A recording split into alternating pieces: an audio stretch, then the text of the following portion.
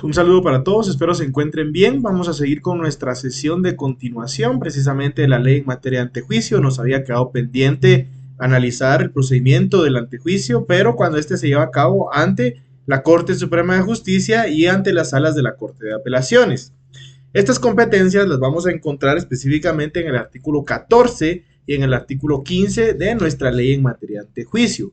Cuando le corresponde a la Corte Suprema de Justicia conocer de un antejuicio, pues el artículo 14 nos indica que corresponde, artículo 14 de nuestra ley en materia de antejuicio nos indica que corresponde a la Corte Suprema de Justicia conocer y resolver los antejuicios que sean promovidos, ya sabe usted que es a través de una denuncia o de una querella en contra de los funcionarios siguientes. El primero de ellos, o los primeros funcionarios, son los diputados al Congreso de la República, es decir, aquellos diputados que se encuentran actualmente fungiendo como diputados al Congreso de la República.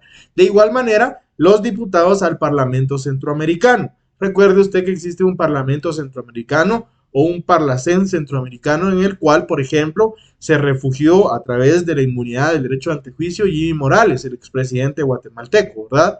Asimismo, el inciso C de este mismo artículo nos indica que también el antejuicio promovido en contra del secretario general, del inspector general y del director general del registro de ciudadanos, todos ellos del Tribunal Supremo Electoral, usted ya sabe, también van a ser conocidos por la Corte Suprema de Justicia. Los incisos D y E se encuentran derogados. En el inciso F encontramos a los magistrados de las salas de la Corte de Apelaciones. En el inciso G, a los jueces. Recuerde usted que los jueces gozan en virtud de la función tan honorable que realizan del derecho de antejuicio, es decir, se protege la función del juez. El inciso H se encuentra declarado inconstitucional también, al igual que los anteriores. En el inciso I encontramos los candidatos a presidente y vicepresidente de la República. Recuerde que el próximo año es año electoral y van a preguntar mucho acerca de quién conoce el antejuicio de cada uno de estos candidatos. El inciso J se encuentra declarado inconstitucional y por último, en el inciso K tenemos al Contralor General de Cuentas, jefe de la Contraloría General de Cuentas. Usted ya sabe esa situación.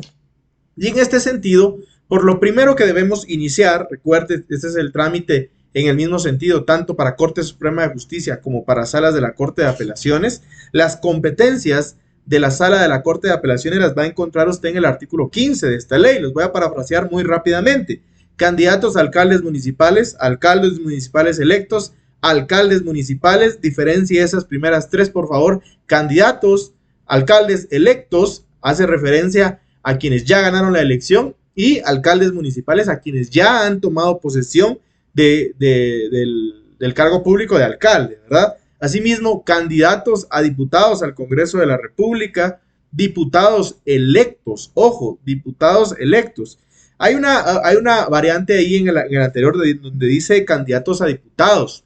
No dice específicamente que sea el Congreso de la República. Entiéndase, también candidatos a diputados por listado nacional, obviamente son para el Congreso de la República, pero también a Parlamento Centroamericano. Diputados electos, vean ustedes, gobernadores departamentales titulares y los suplentes cuando se encuentren encargados del despacho. Y finalmente hay un párrafo ahí que usted no debe olvidar, lo vamos a repasar en las últimas preguntas de esta sesión.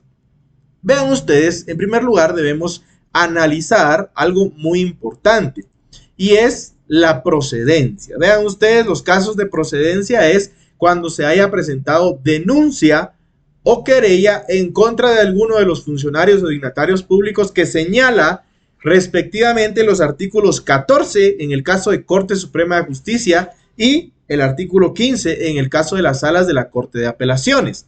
Y vean ustedes que aquí el trámite es específicamente el mismo. En regla general, recuerde usted que un juez, al tener conocimiento de una denuncia, una querella presentada en contra de un funcionario o dignatario público que goce del derecho de antejuicio, lo que debe de hacer es inhibirse de seguir conociendo y elevar en un plazo que usted ya conoce, que es no mayor de 3 días, a la Corte Suprema de Justicia el expediente. Asimismo, la Corte Suprema de Justicia debe remitirlo ante el órgano competente, es decir, puede ser la propia Corte Suprema de Justicia o una sala de la Corte de Apelaciones, para que conozca, según las competencias establecidas en el artículo 14 y 15. Por eso son tan importantes. Y esto es igualmente en un plazo no mayor de 3 días o en un plazo de 3 días. ¿Para qué? Y ahora sí iniciamos con el procedimiento. Este procedimiento lo vamos a encontrar en el artículo 19 de nuestra ley en materia de antejuicio. Y este inicia con el nombramiento de un juez pesquisidor. Y vean ustedes específicamente en el artículo 19, inciso A de nuestra ley en materia de antejuicio, vamos a encontrar que cuando la Corte Suprema de Justicia reciba de juez competente las diligencias de antejuicio que le corresponda conocer, promovidas en contra de un funcionario que goce de aquel derecho, procederá de conformidad con las siguientes disposiciones. Y lo primero que tenemos ahí, precisamente, es el nombramiento del juez pesquisidor. Es lo primero que nos va a aparecer, el nombramiento del juez pesquisidor. ¿A qué se refiere este nombramiento del juez pesquisidor ustedes? Vean ustedes que la Corte Suprema de Justicia nombrará, y este es un dato muy importante, nombrará un juez pesquisidor. ¿Cómo va a elegir a ese juez pesquisidor? Aquí tenemos la respuesta en este inciso A del artículo 19 de nuestra ley en materia de antejuicio. Lo va a elegir entre los magistrados de la propia Corte. Es decir, dentro de los 13 magistrados de la Corte Suprema de Justicia va a elegir a uno, que será juez pesquisidor. Déjeme anticiparle que esto no sucede jamás. Ya le voy a explicar por qué. No porque no lo puedan hacer, sino porque no lo quieren hacer. También puede elegir un magistrado de las salas de la Corte de Apelaciones, obviamente del ramo penal. Esto es más común que pase. Pero también la ley les faculta elegir un juez de primera instancia del ramo penal. Y por ahí es donde se va a ir moviendo el procedimiento de antejuicio generalmente. Y vean ustedes, eligiendo este magistrado de la Corte Suprema de Justicia o este magistrado de las salas de la Corte de Apelaciones, o también en su caso un juez de primera instancia del ramo penal, vean ustedes, hay que hacer una diferencia muy importante, que en el caso de que el procedimiento corresponda a conocer a una sala de la Corte de Apelaciones, esta no puede elegir, ojo, esta no puede elegir un magistrado de la Corte Suprema de Justicia. ¿Por qué? Porque jerárquicamente dentro de la estructura, respetando siempre la independencia judicial de la Corte, del organismo judicial, la Corte Suprema de Justicia, por supuesto, tiene una mayor jerarquía. Entonces, como tienen aquí anotado, las salas de la Corte de Apelaciones solo podrán nombrar un juez pesquisidor dentro de los magistrados de su propia sala o un juez de primera instancia del ramo penal, que es lo más común. Y aquí viene la explicación. Vean ustedes, conocer de un antejuicio es una papa caliente, como se le dice en el ámbito político. ¿Y por qué es una papa caliente? Porque vea usted los personajes que gozan de derecho de antejuicio de conformidad con los artículos 13, 14 y 15 de nuestra ley en materia de antejuicio. Son funcionarios o dignatarios con mucha influencia política, con mucho poder político. Ejemplo, presidente y vicepresidente de la República, magistrados de otras cortes, Tribunal Supremo Electoral, Corte de Constitucionalidad, de igual manera diputados al Congreso de la República. Entonces, generalmente nadie quiere un problema de esta naturaleza. ¿Quién va a querer decidir si un diputado va a enfrentar un procedimiento penal o no lo va a enfrentar? Generalmente nadie lo quiere hacer. En este sentido, la mayoría realizan una cuestión ahí mera lavarse las manos, ¿verdad? Ustedes ahí mero enjuiciamiento de Jesucristo, me lavo las manos y que lo haga alguien más. Y en este sentido, vean ustedes que lo que generalmente hace la Corte Suprema de Justicia es nombrar un magistrado de alguna de las salas de la Corte de Apelaciones, del ramo penal. Y lo que hacen las salas de la Corte de Apelaciones es nombrar un juez de primera instancia del ramo penal, ¿verdad? Para que éste sea el juez pesquisidor. ¿Qué va a hacer este juez pesquisidor? Sus funciones son muy similares a los de la comisión pesquisidora que se integra en el Congreso de la República. Vamos a analizarlas brevemente cada una de ellas. Vean ustedes, De conformidad con el inciso B del artículo 19 de nuestra ley en materia de antejuicio, las atribuciones del juez pesquisidor son analizar los documentos. Recuerde usted que esta atribución también la analizamos específicamente en el procedimiento de antejuicio ante el Congreso de la República, analizar los documentos. Tomará la declaración del denunciante o el creyente. Recuerde usted que el antejuicio inicia precisamente con una denuncia o una querella. Efectuará cuanta diligencia estime pertinentes. Puede practicar diligencias. Recuerde que no puede arrogarse funciones de jueces o de ministerio público, salvo escuchar a las partes, por supuesto. Y también una función, y quizá la más importante en este sentido, es que va a emitir el informe correspondiente, el informe circunstanciado precisamente, dentro de un plazo no mayor de 60 días. Vean, este es el plazo que nos señala la ley. Y vean ustedes, lo que viene es la resolución y la remisión. Esto es muy importante analizar. Y vean ustedes que si se declara con lugar el antejuicio, esto nos lo indica precisamente el inciso cuarto del inciso B del artículo 19 de nuestra ley en materia de antejuicio, que si se declara con lugar el antejuicio, se remitirá el expediente a la Corte Suprema de Justicia. ¿Para qué? O a la sala de la Corte de Apelaciones. ¿Para qué va a remitir el expediente a la sala de la Corte de Apelaciones? Para que lo curse al órgano jurisdiccional correspondiente para que se inicie el procedimiento penal. Aquí hay una gran variante entre el procedimiento de antejuicio que se tramita ante el Congreso de la República y ante el procedimiento de antejuicio que se tramita ante la Corte Suprema de Justicia y las salas de la Corte de Apelaciones.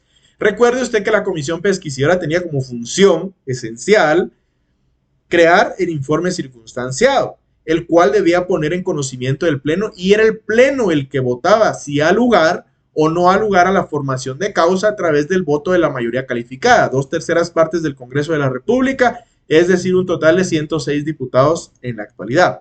Para declararlo con lugar o sin lugar se requería ese voto. Si no se alcanzaba ni uno ni otro, recuerde que se archivaba en dirección legislativa.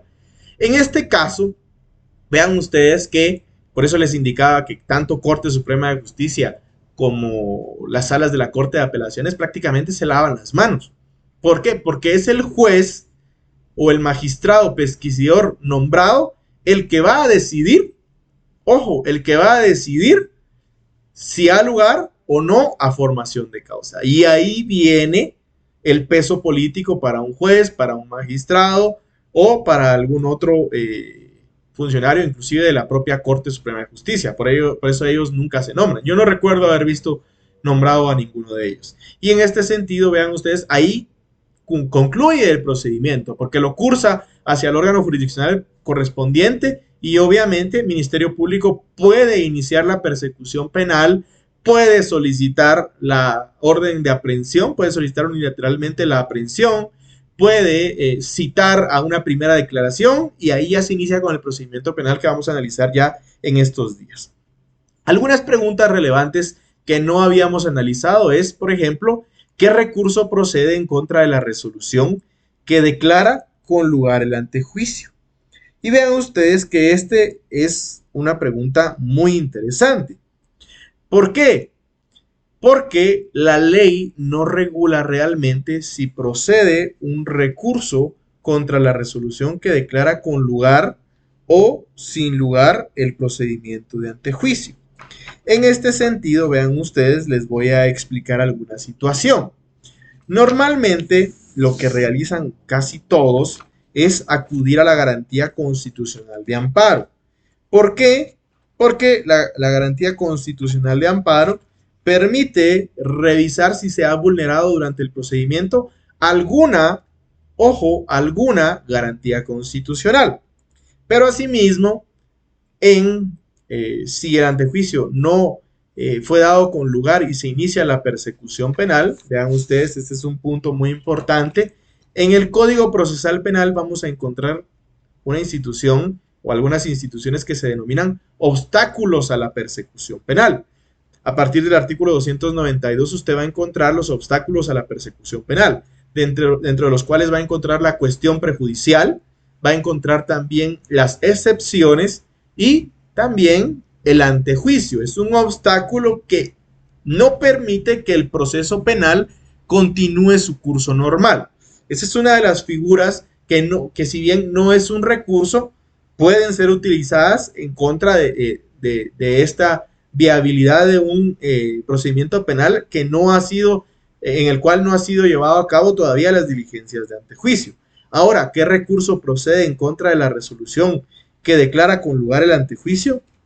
Vean ustedes, la ley no nos indica ningún recurso que pueda promoverse en contra de esta resolución. ¿Por qué? En primer lugar, porque el Congreso de la República no es un órgano jurisdiccional. No podemos promover un recurso judicial en contra de un órgano administrativo. Un recurso administrativo quizás, revocatoria de reposición, aunque no proceden. De igual manera, ante Corte Suprema de Justicia y ante las salas de la Corte de Apelaciones no procede. ¿Por qué? Porque esa resolución del juez pesquisidor es inapelable, no se puede apelar.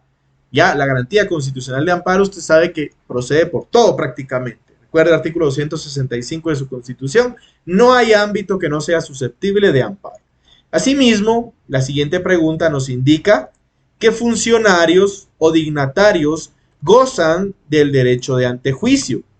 Y vean ustedes que nuestra ley en el artículo 13, 14 y 15 nos indica claramente quiénes son los funcionarios que gozan del derecho de antejuicio.